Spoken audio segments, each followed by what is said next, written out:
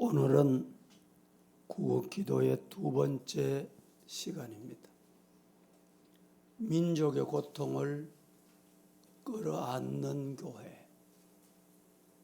우리 민족이 고통당할 때 교회는 외면할 수가 없습니다. 6.25 전쟁 이후에 우리나라는 지금 38선 휴전 중에 있습니다. 전쟁이 끝난 것이 아닙니다.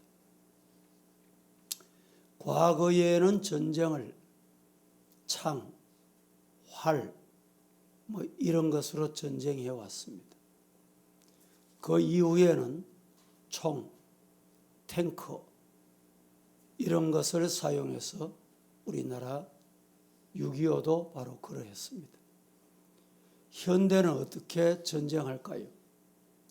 미사일로, 핵무기로, 사이버로 이렇게 전쟁하는 시대가 점점 변화되고 바뀌어가고 있다는 것입니다. 지금 우리는 제2의 6.25와 같은 고통의 시간을 보내고 있다 해도 잘못된 말이 아니다. 누구든지 부정할 수 없는 현실에 다다라 있습니다. 이슬람이 밀려오고 이슬람 사원이 확장되고 있습니다. 동성애가 가정과 사회의 질서를 무너뜨리고 더 중요한 것은 하나님의 창조의 원리를 파괴하는 무서운 영적 전쟁의 시대에 돌입했습니다.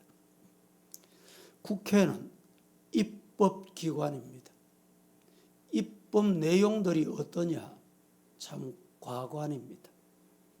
차별금지법, 주민자치기본법 이런 것들이 우리 국민이 알지 못하는 사이에 악법으로 제정이 되어가고 있다. 또 청원 중에 있다는 것입니다. 더 나아가서 주체사상, 극좌파들이 공산화를 시도를 끊임없이 계속하고 있는 오늘의 시대고, 간첩이 있습니까? 이런 분도 있지만 우리 주변에 적지 않는 사람, 간첩 노릇을 하고 있다는 것을 누구도 부인할 수 없는 오늘의 현실입니다. 이런 아픔과 불안과 고통 속에 있는 민족의 현실 앞에 우리 교회의 사명은 뭘까요? 구경꾼이 되면 될까요?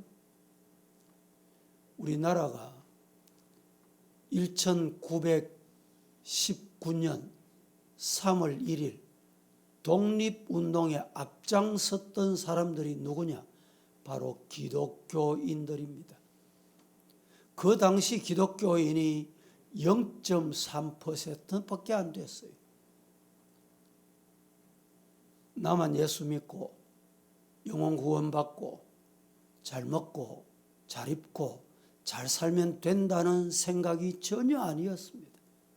그게 복음이 아닙니다. 그래서 사회로 가족을 계몽하고 정신교육을 하고 무장을 하고 말씀으로 기도로 나라에 주신 사명을 다했던 것을 기억합니다. 첫째, 모든 것이 하나님의 손에 달려있음을 깨닫는 것이 교회 사명입니다. 이방인과 다른 게 뭐냐? 모든 것이 하나님의 손에 달려있다. 믿으시기를 축복합니다. 하나님께서 이스라엘 백성에게 무엇을 사용하여 복을 주셨습니까? 이스라엘 백성이 무엇 때문에 어떻게 복을 받았습니까? 가나안 땅 주실 때 전쟁을 사용하여 주셨습니다.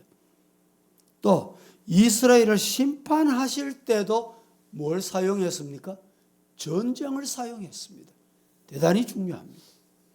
역대하 20장에 보면 여호사밧이 유다를 통치하고 있을 때 암몬 족속과 모압 족속이 어느 날 불시에 침공해 들어왔습니다. 그때 여호사밧이 너무너무 두려워 떨었습니다. 아마 누구든지 그럴 수밖에 없죠. 유다의 적군을 대적할 능력이 없고 방법이 없다고 생각했기 때문에 두려울 수밖에 없었던 것입니다.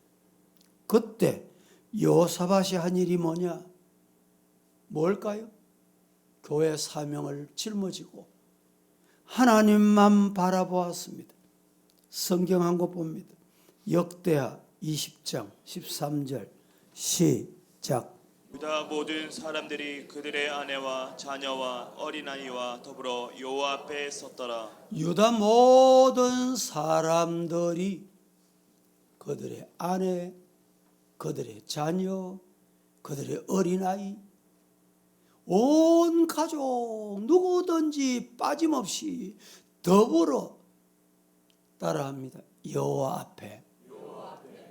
앞에 섰더라. 이 새벽에 오실 때 여러분들도 이렇게 오시면 참 좋겠습니다. 어떻게 와야 돼요?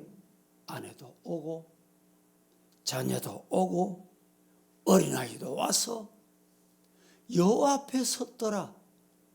하나님이 보시고 문제 해결의 은혜 주신 역사를 경험하기를 축복합니다.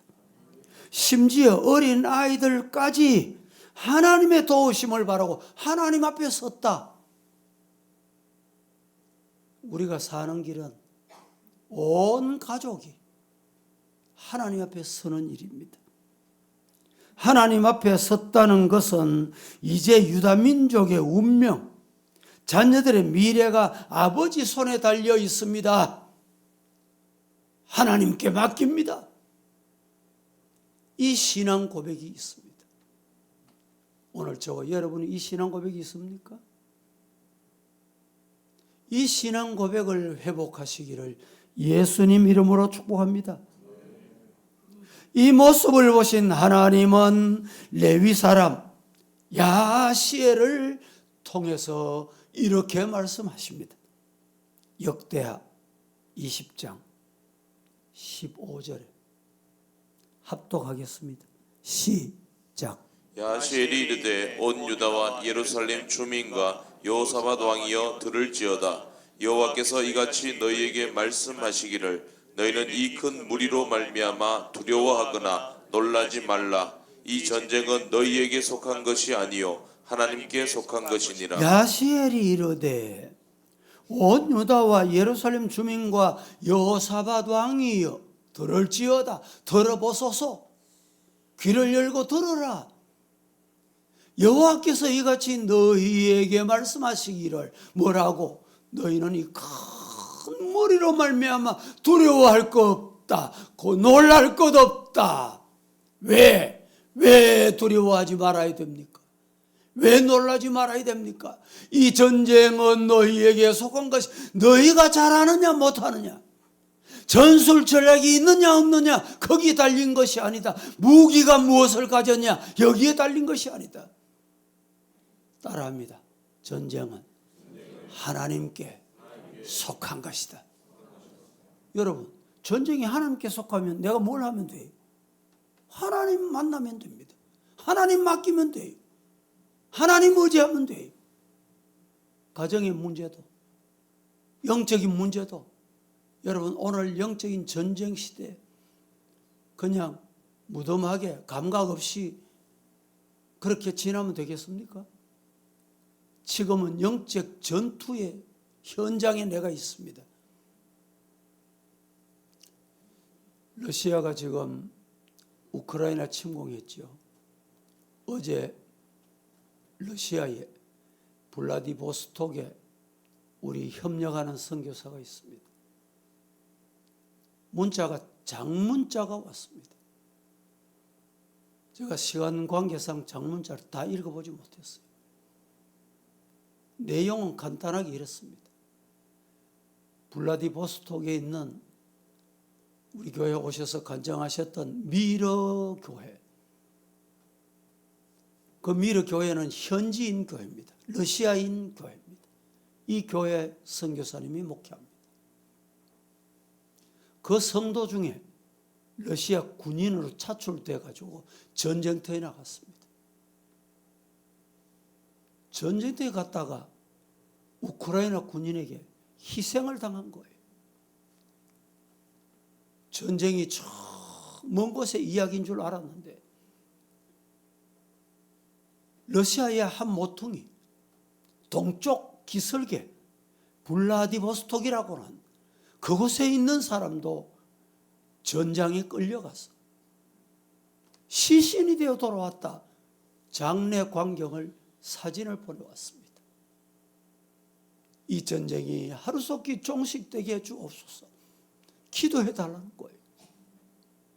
여러분, 누가 기도를 부탁할까요?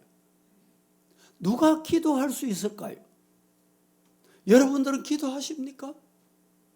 전쟁이 하나님의 손에 달려 있습니다. 믿는 사람은 하나님께 기도할 줄로 믿습니다. 내가 왜 두려워합니까? 내가 왜 안절부절해야 합니까? 나를 보니까 무기가 없어. 나를 보니까 전술 전략이 없어. 나를 보니까 힘이 없어. 가진 것이 없어. 무기가 없어. 아군이 없어. 이러니까 두려워할 수밖에 없어요. 여러분, 그때 오늘 본문의 말씀과 같이 이 큰 무리 때문에 두려워하거나 놀라지 말라. 여러분, 성전 건축도 영적인 전쟁입니다. 칼빈이 교회 건축하냐? 건축하면 교회 건축하는 그 옆에 사탄이 교회 건축 같이 한대요. 예? 그러면서 교회 이런 방법 저런 방법으로 사탄이 끊임없이 방해하고 전쟁한다는 거예요. 이럴 의식이 있습니까? 이 전쟁은 여러분 하나님께 맡기면 되는 거예요. 하나님이 해주시면 되는 거예요. 내가 노력한다고 되는 게 아닙니다. 이 전쟁은 여호와께 속한 것입니다. 모든 것이 하나님의 손에 달렸으니 두려워하지도 말고 놀라지도 말라. 이 말씀을 오늘 이 시간 저와 여러분에게 주신 말씀으로 아멘하고 받으시기를 축복합니다. 을미사변을 기억하십니까? 1895년 10월 8일 새벽, 1895년은 우리나라의 기독교가 들어온 지 딱 10년이 될 때입니다. 일본의 공권력 집단이 서울에서 자행한 조선 왕후, 명성 왕후 살해 사건이 있었습니다. 이 명성 왕후 살해 사건은 최근에 저도 이 영화를 일부러 찾아가서 봤습니다. 그걸 보고 많은 이해를 하게 됐어요.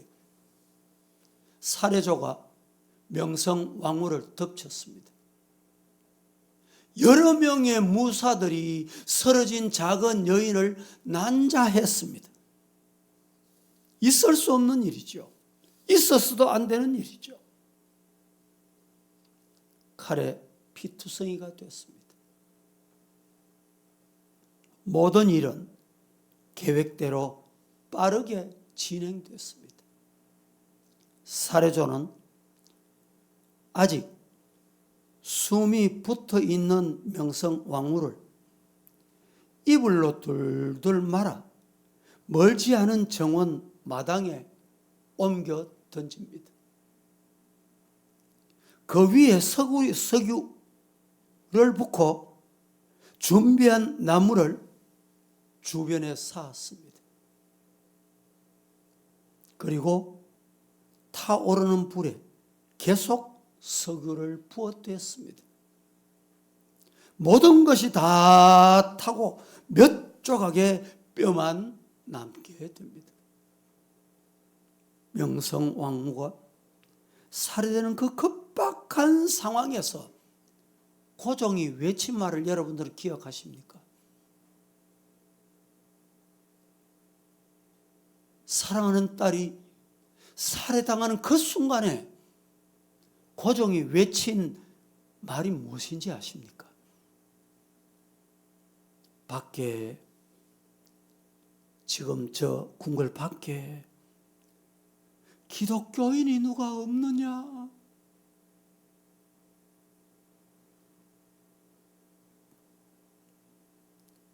누구도 의지할 수 없는 절박한 상황에서 한 나라의 임금이 의지하고자 했던 대상이 바로 교회였습니다. 하나님이었습니다. 그리스도인이었습니다. 예수 믿는 사람을 찾았다 이 말입니다. 지금 이 민족이 처해 있는 현실을 보십시오. 70년 이상이 되어도 치유되지 않는 남북 분단의 상처, 누가 해결할 수 있습니까? 정치인에게 맡기면 되겠습니까? 될까요? 남북 지도자에게 맡기면 될 것 같습니까? 아직까지 73년이 지난 그 전쟁의 상처는 우리에게 아픔을 남겨두고 있습니다. 지금 대한민국 사회에 일어나고 있는 일들을 기억하십니까? 사이코패스 증인이 살인, 폭행, 범죄가 끊임없이 반복되고 계속되고 일어나고 있습니다. 우리 경제 안보는 심히 불안하고 곳곳에서 불법 시위가 난무하고 악법을 통과시키는 공산화시키려고 하는 일들이 계속되고 있습니다. 이것이 지금의 제2의 6.25 전쟁이나 다름이 없는 것이다 이 말입니다. 이런 위기 때 우리 성도들은 뭘 해야 될까요? 교회 사명은 무엇일까요? 모든 것이 하나님의 손에 달려 있음을 깨달으시기를 축복합니다. 모든 것이 크고 작은 모든 것이 하나님의 손에 달려 있다. 두 번째는 자녀들에게, 우리 후손들에게, 우리도 마찬가지입니다. 하나님을 의지하는 방법을 가르치자.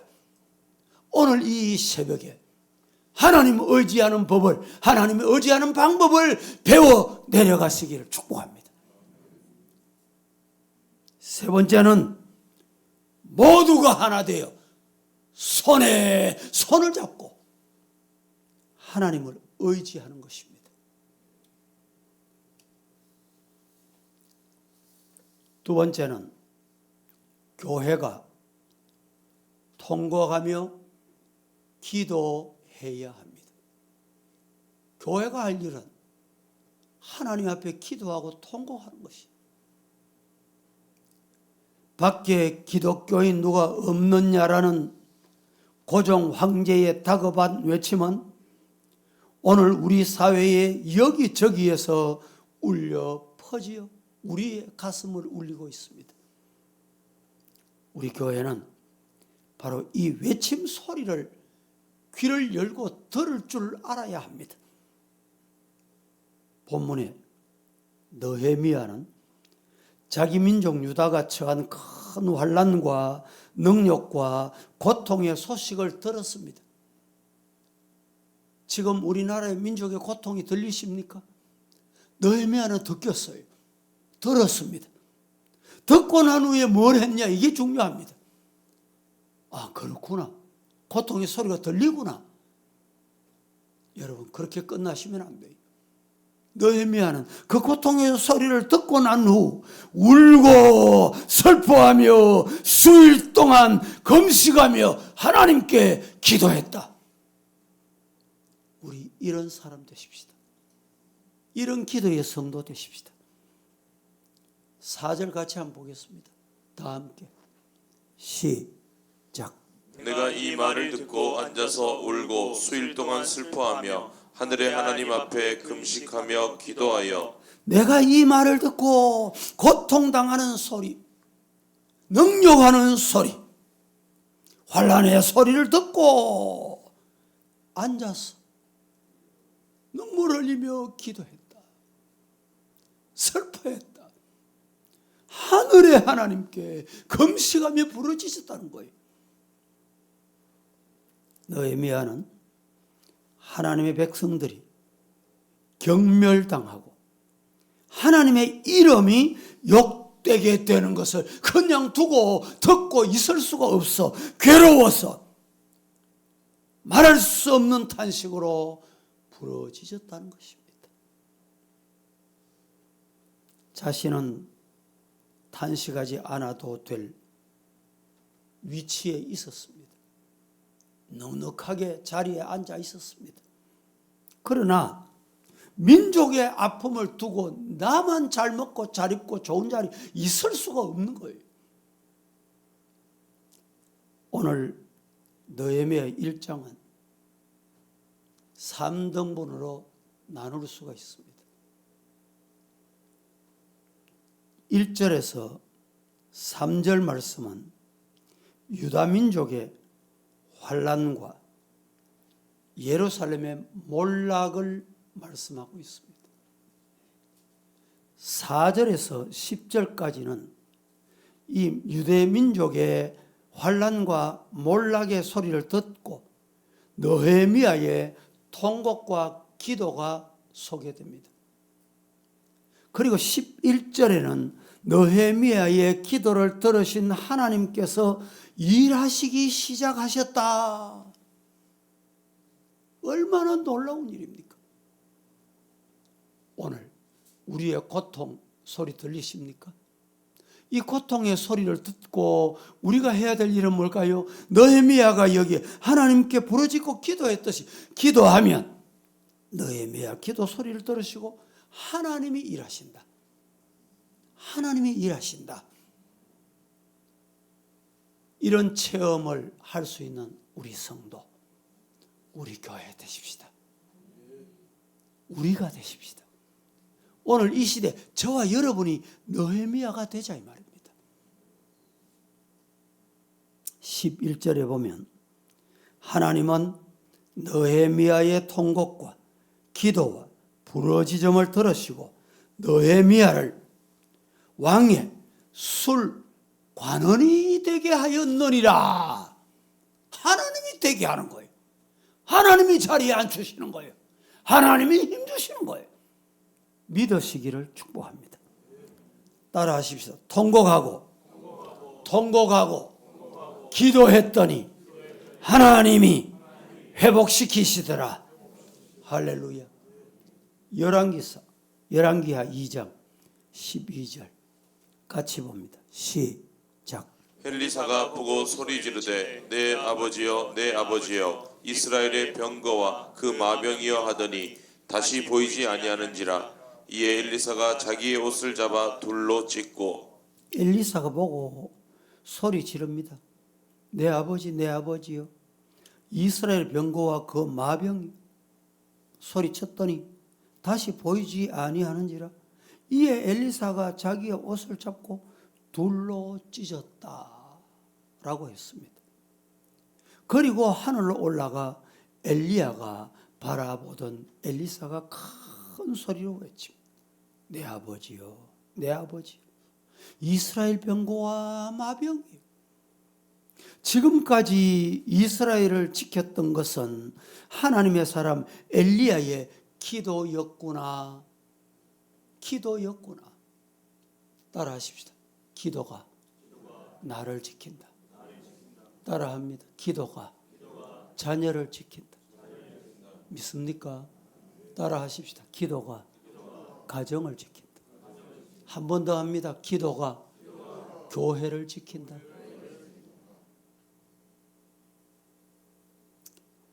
기도의 사람은 천군 만마의 군사력을 지닌 영적 군대입니다. 기도가 이 나라를 지키는 힘입니다. 기도가 가정을 지키는 능력입니다. 기도가 우리와 우리 자녀의 미래를 인도할 줄로 믿습니다. 기도하는 저와 여러분 되십시다. 기도하는 교회, 기도하는 성도, 가정의 미래요, 교회의 미래요, 우리 대한민국의 소망입니다. 전쟁은 하나님께 속한 것입니다. 모든 것이 하나님의 손에 달려 있습니다.